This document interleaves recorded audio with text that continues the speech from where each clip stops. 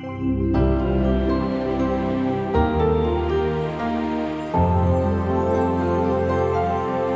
everyone, welcome back. So I just finished rereading Exceptional or Nothing by Paul Robinson. Oh, nice. And I got to say, it's even more relevant now than when I first read it. Yeah. There's this one idea I keep coming back to. Okay. It's about combinatorial strengths. Oh, yeah. Yeah, that's a good one. How all those strengths work together, right? It's not just about being amazing at one thing. Exactly. It's how those skills blend, to make you really unstoppable. You got it. It's like you could be a fantastic artist, but if you can't market your work or connect with people, right, that talent alone might not lead to a thriving career. Robinson talks about these personal and professional strengths and how they kind of work together, and I thought that was super helpful. It really is. And it's interesting how he talks about these seemingly non-traditional strengths like resilience or optimism, right, and how those personal strengths combined with your professional expertise can really make a difference. Think about like a surgeon. They need incredible technical skills, but they also need the emotional resilience to handle the pressure. Oh, absolutely. And make critical decisions in really stressful situations. It's true. You could be the most skilled surgeon in the world, but if you crumble under pressure, totally, those skills alone won't make you exceptional. And it's not just about innate talent either, right? Right. Robinson talks about how our environment shapes those strengths. Yeah. Like he gives this example of an athlete who grew up watching their parents train and compete. Oh, yeah. They naturally develop this strong work ethic and competitive spirit just from being around it. Absolutely.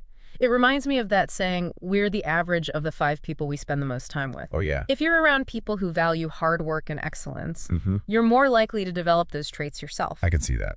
And there's actually some science behind it. It's called the reticular activating system, or the RAS. Yep. It's basically like this filter in our brain that focuses our attention on things we're already good at or interested in. Interesting. So say you're drawn to music, your RAS will naturally make you notice musical patterns and rhythms and melodies. Okay. And that encourages you to practice more and become even better. So it's like our brains are giving us clues about what we could excel at. Exactly. Like having an internal talent scout, Always on the lookout. I love that.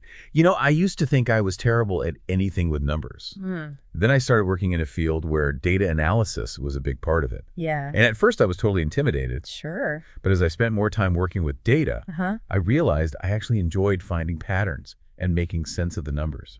Wow. It's amazing how our brains can adapt and learn. It's like building a muscle, right? The more you use it, the stronger it gets. Totally. And that makes me think about another point Robinson makes, the strength gap. Oh, yeah. Yeah. The gap, the difference between where your skills are now and where they need to be to really achieve excellence. Right. That's key. In your chosen field. Right. Recognizing that gap is so important for growth. Yeah. You need to know where you are and where you want to go. Right. To figure out the best course. That's a great way to put it. Yeah. For years, I avoided public speaking like the plague. Really? Oh, yeah. Yeah. The thought of getting up in front of a crowd and presenting, no thank you. But then I realized that fear was holding me back in my career. Wow. So I started taking small steps, volunteering for presentations at work, joining a public speaking group. Oh, nice. And you know what? It was terrifying at first. I bet. But the more I did it, the more comfortable I became. That's amazing. That's a perfect example of bridging the strength gap. Thanks. And it makes me think about another point in the book, the Dunning-Kruger effect. Oh, yeah, that's a good one. It's that tendency to overestimate our abilities. Right, especially in areas where we don't have much experience. Exactly. We've all been there, right? Oh, totally. Thinking we're better at something than we actually are. It's like that friend who thinks they're an amazing singer after a couple karaoke nights. Exactly. But the important thing is to be aware of that bias and seek honest feedback to help us see where we can truly improve. I totally agree. It's so true. And Robinson emphasizes that feedback is a gift, even if it's not always what we want to hear. Oh, for sure. He suggests being proactive about it, asking specific questions like, what could I have done differently? Or what areas do you see me struggling in? Yeah, it's about being open to learning. Right. And recognizing that growth comes from stepping outside our comfort zones. Absolutely. And getting a fresh perspective. It's like looking at a painting from different angles, I like that. You might discover something new and beautiful that you didn't see before. That's a great point. One of the most empowering things about Robinson's book is how he emphasizes that nobody can be exceptional at everything. Oh, I love that. Such a relief. Right. Takes the pressure off of feeling like I have to be a superhero who can do it all. It's like trying to juggle too many balls. Yeah. Eventually, you're bound to drop something. For sure. And that's where I think teamwork comes in. Yes. He uses this analogy of an orchestra.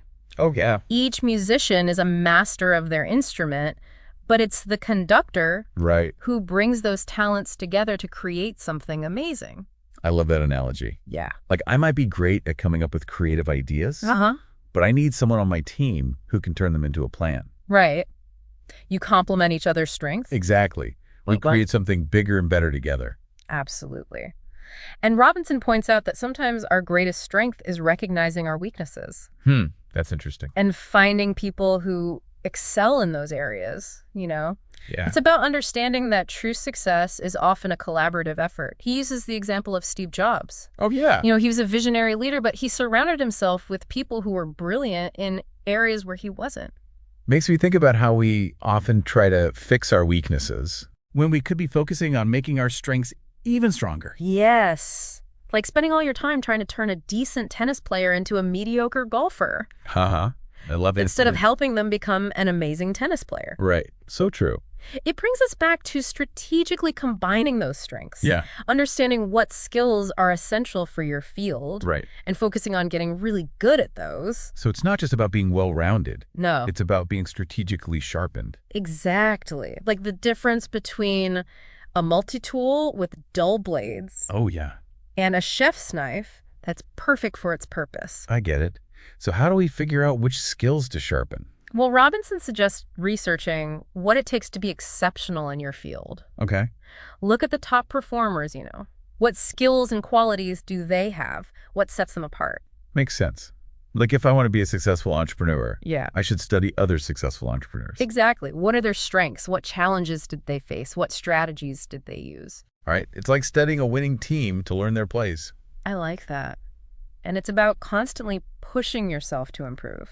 Mm-hmm. And that ties into another important concept, lifelong learning. Oh, yeah. The world is constantly changing. Right. So we have to keep learning to stay ahead. It's true. We've all seen how quickly things change, especially in the digital age. For sure. New technologies pop up, industries evolve, and the skills in demand yesterday might be obsolete tomorrow. It's like trying to sail a boat in a constantly shifting wind. I love that. You got to be adaptable to stay on course. Yeah.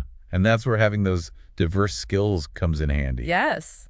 Those combinatorial strengths. It's like having a toolbox with a variety of tools. Right. You're ready for more challenges that way. And this isn't just about professional skills either. No, not at all. This applies to personal growth too. You're right. Like if I want to improve my relationships, Uh-huh. well, working on communication skills or learning to be a better listener. Yeah, those are personal strengths that can make a huge difference in your life. They really can. Yeah. It's amazing how this concept applies to all areas of life. Absolutely. Whether it's your career, your relationships, or just your personal development, Yeah. combining your strengths can be so powerful. I'm so glad we had this conversation. It's really made me think about my own WN strengths in new ways. Me too. It's like having a whole new set of ingredients to play with. Exactly. And the best part is that this journey never really ends. You're right. There's always something new to learn, a new skill, to master, a new challenge to overcome. It's exciting to think about all the possibilities. It is, and it's in those moments of pushing ourselves that we often discover hidden strengths we never knew we had. So it's not just about reaching a destination. No. It's about the journey. Exactly. The journey of continuous growth and exploration. And that makes me think back to something you said earlier about feedback. Oh, yeah. It's easy to get stuck in our own heads. Right. But getting feedback from others can help us see things differently. It can. And it can help us see areas where we need to improve. Absolutely. It's like having a personal trainer for our minds. I like that. Someone who can help us identify our weaknesses and become stronger. And it's not just about receiving feedback. No, it's about giving it, too. Right. Robinson talks about creating a culture of feedback. Yeah. Where we can learn from each other and help each other grow. I love that. It's like we're all on the same team. Exactly. Working together to achieve something truly extraordinary. Wow, this deep dive into combinatorial strengths has been so insightful. It really has. It's made me think about how I approach my own growth, you know? Me too. Yeah. It's not just about like adding more skills to our toolbox. Right. It's about being intentional about which skills we choose to develop. Robinson really emphasizes that point. It's about quality over quantity when it comes to building those strengths. It's like building a house. Right. You wouldn't just use any materials you could find, right? Right. You'd carefully choose the strongest materials for the foundation. Yep. And the most beautiful and functional materials for the rest of it. That's such a good analogy. And it makes me think about how we can get caught up trying to be good at everything. Yes. Instead of focusing on becoming exceptional at the things that really matter. It's true. He talks about understanding what it takes to be truly outstanding in your area of expertise, right? Exactly. It's not enough to just be competent. No. We need to understand what excellence looks like in our field. So like if I want to be a world-class musician, Yeah. I can't just practice scales in my bedroom. Right. You got to do more. I need to study the greats, understand music theory, perform in front of people, Yeah. Push yourself. and constantly improve my technique. Exactly. Set high standards and be willing to put in the work. Right. And that takes humility too, doesn't it? It does. It's about acknowledging we don't have all the answers Yeah. and that there's always more to learn. And that's where I think lifelong learning comes in. Yes. He encourages us to be lifelong students, always learning and seeking out new experiences. It's like we're on this never-ending adventure, you know, always exploring, I love that. expanding our horizons. It's so exciting to think we can keep growing throughout our lives. It really is. And it reminds me of what we said earlier about feedback. Oh, yeah. Feedback is crucial. It's so helpful to have people who can give us honest and constructive criticism. Absolutely. They can help us see our blind spots and challenge us. It's like having a personal trainer for our mind. Someone who can help us pinpoint our weaknesses and then work on them. And it's not just about receiving feedback, though, right? No, it's a two-way street. We need to give feedback, too. Right. Robinson talks about creating a culture of feedback where everyone learns and grows together. Yeah, it's like we're all on the same team working towards something incredible. Exactly. And I think that's a perfect way to wrap things up. Yeah, this has been a great conversation. It really has. This whole idea of combinatorial strengths is so inspiring. It is. It's given me a new way to think about my own growth Me too. and a renewed sense of excitement for what's ahead. That's great to hear. And remember, it's not about being perfect or doing it all alone. Right. It's about knowing our strengths and weaknesses. And working together to create something truly exceptional. So go out there and experiment, explore, discover your own unique combinations of strengths. And remember, the journey to excellence is a marathon, not a sprint.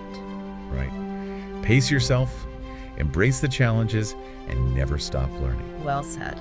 Thanks for joining us on this deep dive, everyone. We'll see you next time for another exploration of excellence.